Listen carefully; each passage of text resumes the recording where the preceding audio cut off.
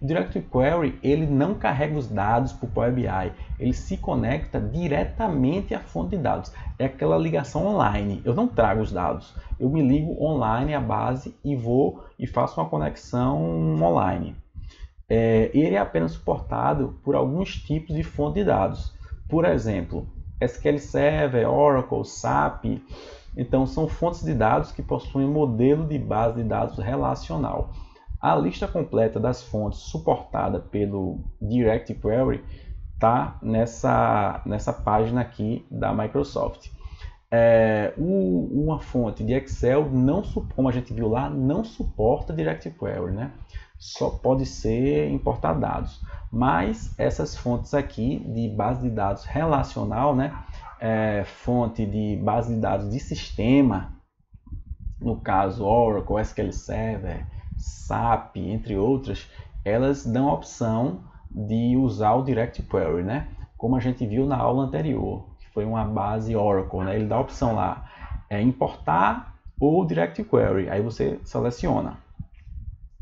Quando a gente usa essa modalidade, a aba de dados no Power BI fica desabilitada.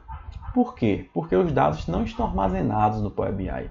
Essa aba aqui, ó, essa aba do meio aqui, ó, de dados, fica desabilitada com o Direct Query. Continuando,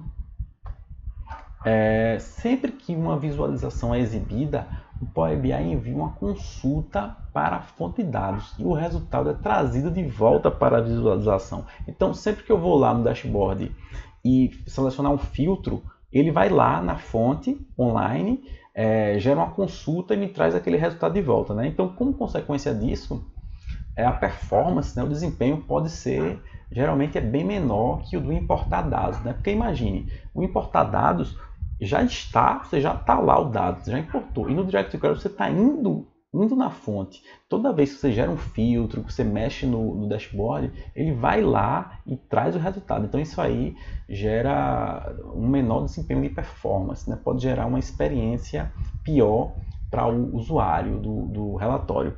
Ele necessita então de um ajuste de performance na base de dados, né? Para melhorar essa questão da performance, né?